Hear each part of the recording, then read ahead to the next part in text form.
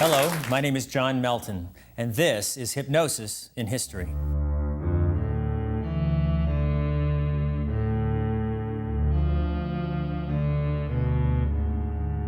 Hypnosis as we know it today had its origins in the unique medical practices of Dr. Franz Anton Mesmer, a physician who lived in Vienna, Austria during the mid-18th century. Mesmer was a fervent believer in the more esoteric aspects of Western medical tradition, including the influence of astrology and magnets on human health. In 1774, during a magnetic treatment with a female patient, Mesmer felt that he perceived a fluid flowing through the woman's body whose flow was affected by his own will. He eventually named this fluid and its manipulation animal magnetism, and developed an elaborate theory regarding its effect on health. Mesmer believed that every individual had magnetic fluid flowing through channels throughout his body, and that blockages in the flow of this fluid caused emotional or physical disease. He believed that certain individuals had more or less innate animal magnetism, and therefore varied in their ability to manipulate the flow of this fluid. In the late 1770s, Mesmer moved to Paris and found more interested students there than in Vienna. The process of animal magnetism, or mesmerism, laid the foundations for the later development of hypnosis. A contemporary English doctor described Mesmer's technique in vivid detail. His patients were received with the air of mystery and studied effect. The apartment, hung with mirrors, was dimly lit. A profound silence was observed, broken only by strains of music which occasionally floated through the rooms. The patients were seated around a sort of vat which contained a heterogeneous mixture of chemical ingredients. With this and with each other, they were placed in relation by means of cords or jointed rods or by holding hands, and among them slowly and mysteriously moved Mesmer himself, affecting one by a touch, another by a look, a third by passes with his hand, a fourth by pointing with a rod. One person became hysterical, then another. One was seized with catalepsy, others with convulsions, some with palpitations of the heart, perspirations, and other bodily disturbances. The method was supposed to provoke in the sick person exactly the kind of action beneficial to his recovery. To the uninitiated, the scene was full of wonderment. The extraordinary tales of Mesmer's personal power over individuals are probably part exaggeration, part real results of his confidence and skill in the use of the means he wielded. By the mid-1780s, Mesmer's dramatic practices had drawn the amazement and scrutiny of the citizens of Paris, including the King Louis XVI himself, who commissioned a panel of renowned scientists to examine animal magnetism as fact or fiction once and for all. The results of the King's scientific panel when we return to Hypnosis in History.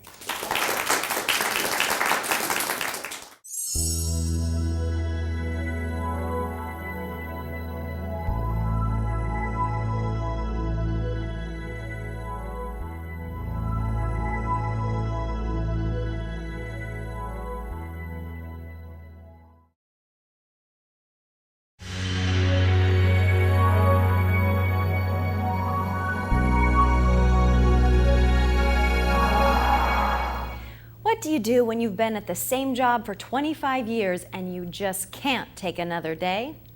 The HMI Web TV News crew hits the streets for this special report, Spotlight on Success, the Making of a Hypnotherapist. Hello, I'm Roseanne MacDonald, certified hypnotherapist and proud graduate of HMI. Before I became a hypnotherapist, I was a legal secretary and office manager of law firms for 25 years. Came home one night after work, looked my husband in the eyes and said, I can't do this anymore. And he said, why don't you become a therapist? You're always helping people every day anyway. In my hypnotherapy practice, I help people release weight, stress, anxiety, fears, phobias, and any other behaviors that they would like to modify. Currently, I'm seeing about 15 clients a week, sometimes 20. I built my practice primarily on networking and referrals. My hypnotherapy career has not only allowed me to help others, it's allowed me freedom to be my own boss, make my own hours, enjoy my environment. And the thing that my family loves most about me being a hypnotherapist is that I love what I do. I have a passion for helping people, and I actually look forward to coming to my office every single day. And so much so that my son, Joseph, followed in my footsteps. And one day he looked up at me and said, "Mom, do you think I could do this? You help so many people with so many problems." And I says, "Oh my God, of course." So he has joined me in my practice, and we are here in Thousand Oaks and enjoy every minute of it. You can find me, Roseanne McDonald, certified hypnotherapist, at www.hmigrads.com. Hello, my name is Michelle Guzzi, and it's intermission here at the American Hypnosis Association Continuing Education Conference. I would like to introduce you to just some of the HMI students that are here today. And we have Dr. Simonian with me. Dr. Simonian. Hi. Hi, how are Michelle. you? Very well, thank you. Good. Tell us a little bit about yourself and what brings you to HMI. I've come to HMI to learn about hypnotherapy because I want to influence the subconscious mind as well as the conscious mind. And I wanted to learn the technology. I'm a former graduate of Oxford University on the advisory board of Oxford, as well as Harvard University on the advisory board of Harvard. I'm a surgeon scientist and an educator, and currently a UCLA visiting professor. And I want to help people to learn how to have integrity, how to have sanity, and how to have morality. And one of the problems is that their subconscious mind might interfere with them achieving these goals. And hopefully I'll be able to touch them by learning hypnotherapy in order to facilitate their ability to achieve their goals. So you're here at the Hypnosis Motivation Institute, and we've just started the program. Tell me a few things that you've learned so far that you're really enjoying. Well, I'm enjoying the fact that there's a long tradition of experience of 40 years here, with dedicated staff, with instruction manuals, wonderful instructors who are excellent in both verbal and practical teaching and training. And as a world-renowned doctor, coming to the Hypnosis Motivation Institute, what is a message that you would like to give the community? I think that hypnotherapy is a genuine, useful part of human living. And I would recommend that we believe in this methodology in order to help us create a better world, better relationships, and a more moral and right world for all of us. Thank you so much. Thank you, Dr. Simonian, and thank you so much for watching us today. Thank you, Michelle. You're welcome.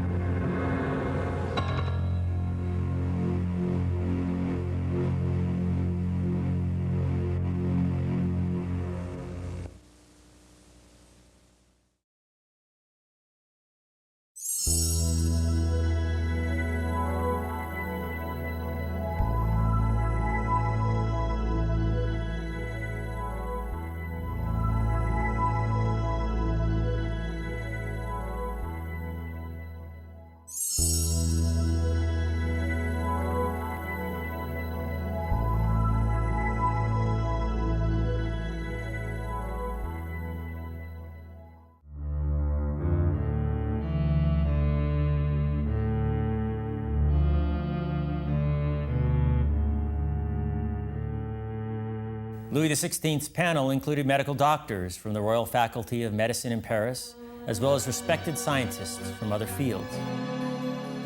These included the chemist Antoine Lavoisier, discoverer of oxygen and hydrogen, Dr. Joseph Guillotin, co-founder of the Academy of Medicine in Paris, and the inventor of the guillotine.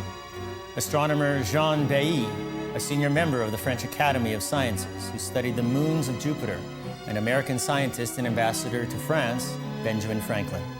After months of investigation and observation, the commission determined that Mesmer had not discovered a real physical fluid, that the human body did not contain previously undiscovered channels, and that any effects of his treatments were due to solely the imagination of the subjects.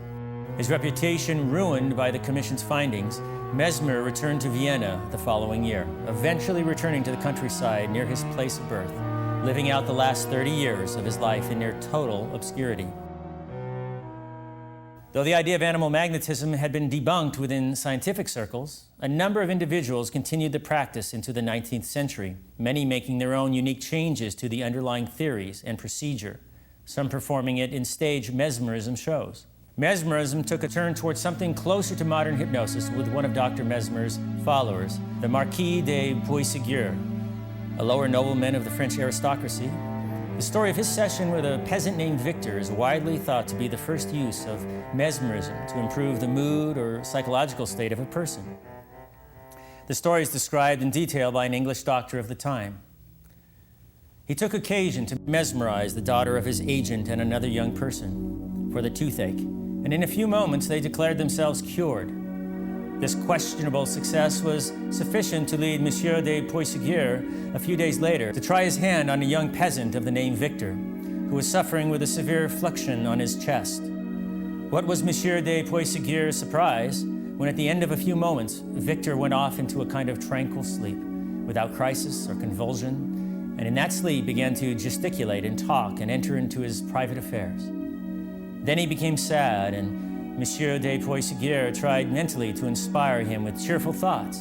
He hummed a lively tune to himself inaudibly, and immediately Victor began to sing the air. Victor remained asleep for an hour and awoke composed, with his symptoms mitigated. While reflecting upon this episode, the Marquis noted a connection between some of Victor's reactions and sleepwalking, and became the first person to refer to this reaction as artificial somnambulism, a term which has carried with us to this day. When we return, more innovations in mesmerism on Hypnosis in History.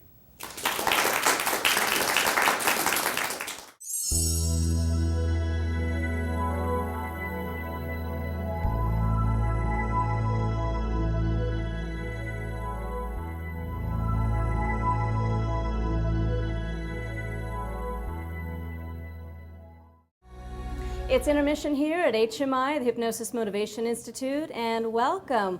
We just wanted to interview a few students that are in class right now for HMI Web TV. So let's see who we have tonight, and let's ask them a few questions, how they're doing in class and how they're feeling about their hypnotherapy. Hi, how are you? Good, how are you? Introduce yourself, tell us a little bit about what you're doing here. What class are you in? I'm right now in the case history. My name is Victoria. I'm a 501 student. So I love hypnosis and everything that the mind-body represents. So what is it like for you to watch the live therapy sessions? We bring clients into the Hypnosis Institute, and we're able to do some demonstrations with hypnotherapy and really break it down. What is it like for you to sit in the class and observe that and be a part of that? Fascinating. There's nothing like a real hands-on.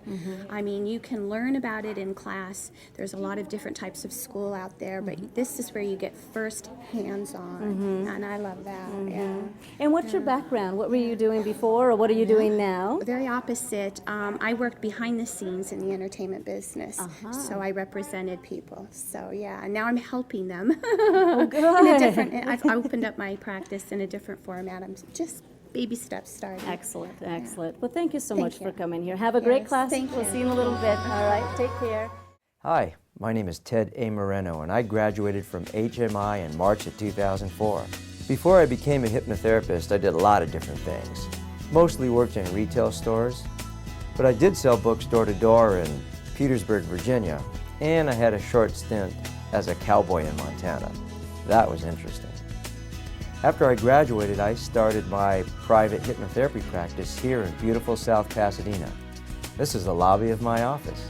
In my hypnotherapy practice, I really help people to deal with fears and phobias as well as many different kinds of anxieties, including driving anxiety, test anxiety, social anxiety. I also help people quit smoking. In an average week, I see about 10 to 12 clients, and I only work about 4 days a week. I built my practice primarily by just telling people, going out to mixers, Chamber of Commerce events, writing letters to people, hanging flyers. I just kept telling people what I was doing. The best part of being a hypnotherapist is that it's allowed me to be my own boss. That's the thing that my family likes the most about what I do. 2 days a week, I get to stay home, and be a daddy for my 2 little daughters. They're 3 and 5 years old. That's one of the best things about my job, that I have time to be with my family. I control my own schedule. I'm my own boss, and I really like that. The thing that I love most about being a hypnotherapist is that I get to help people discover their greatness. A lot of people aren't in touch with their own natural skills and abilities. So when I get a card from somebody saying that I really help them discover their true potential, well, that's really fulfilling. I really like that part of the job. My name is Ted Moreno. I'm a certified hypnotherapist, and you can find me at hmigrads.com.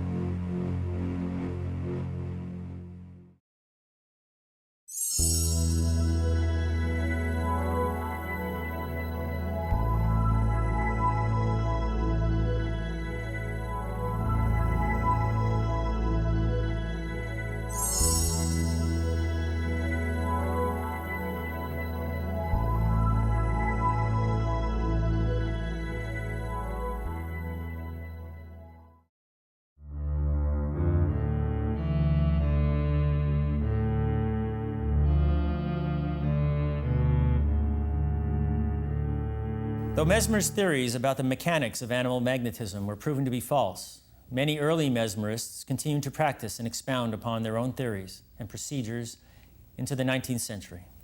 One of these early practitioners was a man named Abbe Faria, who wrote a book on the subject in 1819 entitled On the Cause of Lucid Sleep. Abbe Faria was near the end of his life when he wrote this work, and the road which led him there reads like a novel, literally. He was the real-life basis of a character of the same name in the Alexandre Dumas classic, The Count of Monte Cristo. But the real-life Abbe Faria did not die in prison like in the novel, but eventually served out his prison sentence and moved to Paris, where he became fascinated with mesmerism. Born in Portuguese colony on the coast of India in 1746, he spent the majority of his life as a Catholic priest and a doctor of theology. In his 40s, he became involved in an attempted revolt in his native India and fled to France, which itself was in the throes of its own revolution. He befriended many notable revolutionaries during this time, which was suspicion enough for Napoleon Bonaparte to throw him into the infamous Château d'If prison for nearly 20 years. Based on his lengthy observations of mesmerism, once he was free, he wrote his influential book, which put forward the idea of mesmerism was a mental process of the subject. He called the state lucid sleep and explained it as the result of a combination of visual fixation and mental fatigue. Just a year later, another mesmerist, Etienne de Cuvier, published the first work to name the phenomenon hypnotism and called the practitioners hypnotists, based on the Greek word for sleep. The first recorded instance of using hypnosis for anesthesia in surgery was on April 12, 1829 in Paris. Dr. Jules Cloquet worked in conjunction with a local mesmerist by the name of Chapelain to perform surgery on a female patient with breast cancer. Herbert Mayo, an English surgeon, described the operation. She was prepared for the operation by Monsieur Chapelain, who on several successive days threw her into a trance by the ordinary mesmeric manipulations. She was then like an ordinary sleepwalker and would converse with indifference about the contemplated operation, the idea of which, when she was in her natural state, filled her with terror. During the whole of the operation, the patient in her trance exhibited not the slightest sign of suffering. Her expression of countenance did not change, nor was the voice, the breathing, or the pulse at all affected. When asked by Dr. Mayo why he did not begin utilizing this state for all his operations, the French doctor replied that he had not dared, that the prejudice against mesmerism was so strong at Paris that he probably would have lost his reputation and his income by doing so. The public distrust of mesmerism led to many such instances of hypnotists keeping their results quiet, without publication, which in turn contributed to the air of mystery surrounding the subject. Hypnosis finds a new ally in James Braid.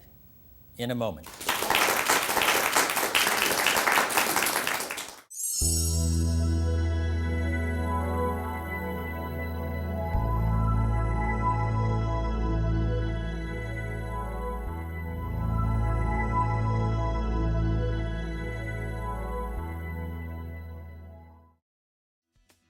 Hello, my name is Felice Austin, and I graduated HMI in January 2011. After graduation, I opened my private practice in both Tarzana and Culver City. The reason I decided to become a hypnotherapist is because after I had my baby, I wanted more flexibility and free time to spend with my daughter. In an average week, I see about 10 to 15 clients working an average of 3 days a week. My hypnotherapy career has not only allowed me to help others, which I truly love, it's also given me the flexibility and free time to spend with my daughter. And as a single mother, it's important to me to spend as much time as I can with her. In my hypnotherapy practice, I specialize in helping women transition to motherhood, meaning everything from conscious conception to joyous labor and childbirth and parenting skills. I also am passionate about helping artists, writers, and creative people of all types have more confidence, motivation, and bliss. I built my practice primarily by networking, public speaking, and through some complementary services such as I teach pregnancy yoga. My HMI mentor was John Melton, and he really helped me to grow as a person and as a hypnotherapist. The thing my daughter loves most about my new career as a hypnotherapist is that I'm home more and that I hypnotize her to sleep every night.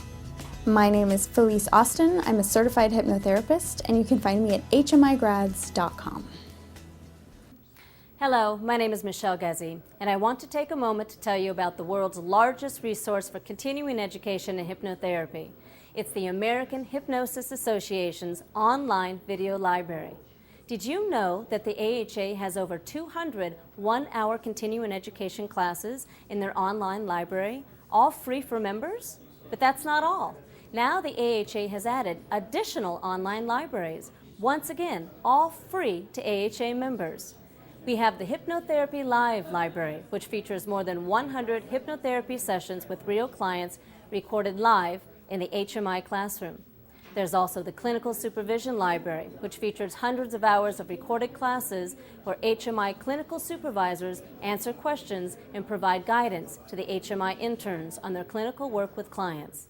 And then we have the HMI Web TV Library. That's right.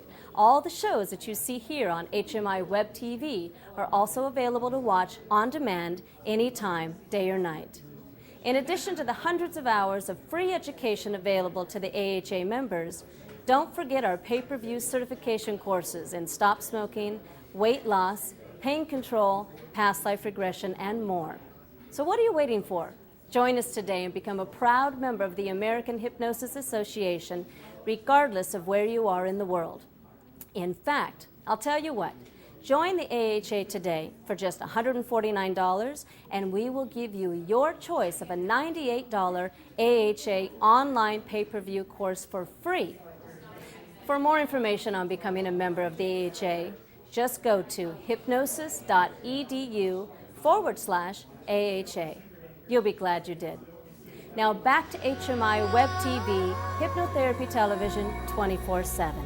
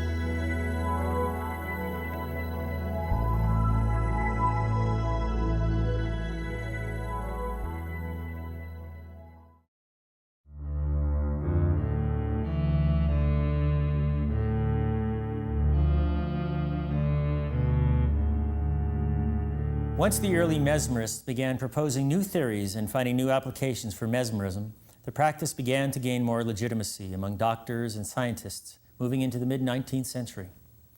In 1841, a Scottish medical doctor, James Braid, went on to become one of the most important figures in the history of hypnosis after he observed his first Mesmer show at the age of 46.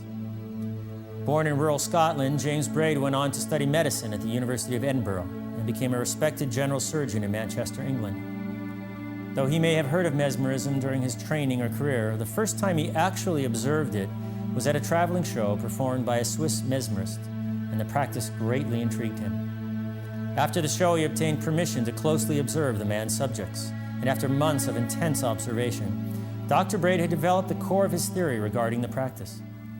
Disliking the connotations of the term mesmerism, he adopted de Cuvier's term hypnotism and hypnotist, becoming the first to use these words in English. He explained in his first book that, "I have now entirely separated hypnotism from animal magnetism. I consider it to be merely a simple, speedy, and certain mode of throwing the nervous system into a new condition, which may be rendered eminently available in the cure of certain disorders. I trust, therefore, it may be investigated quite independently of any bias, either for or against the subject, as connected with mesmerism, and only by the facts which can be adduced. I feel quite confident we may have acquired, in this process, a valuable addition to our curative means, but I repudiate the idea of holding it up as our universal remedy, nor do I even pretend to understand as yet the whole range of diseases in which it may be useful." Dr. Braid's writings and experiments with hypnotism quickly made him the leading figure in hypnosis in the English-speaking world. His scientific approach and willingness to engage in debate gave hypnosis a new, respectable face compared to the mystery and controversy surrounding mesmerism. He clearly summarized his basic eye fascination induction in an 1843 book. "Take any bright object. I generally use my lancet case, between the thumb and the fore and middle fingers of the left hand. Hold it from about 8 to 15 inches from the eyes at such position above the forehead as may be necessary to produce the greatest possible strain upon the eyes and the eyelids, and enable the patient to maintain a steady fixed stare at the object. The pupils will be at first contracted. They will shortly begin to dilate, and after they have done so to a considerable extent and have assumed a wavy motion, if the fore and middle fingers of the right hand are carried from the object towards the eyes, most probably the eyelids will close involuntarily with a vibratory motion."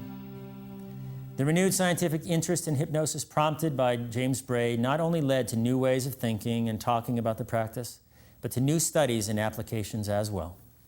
More next time on Hypnosis in History.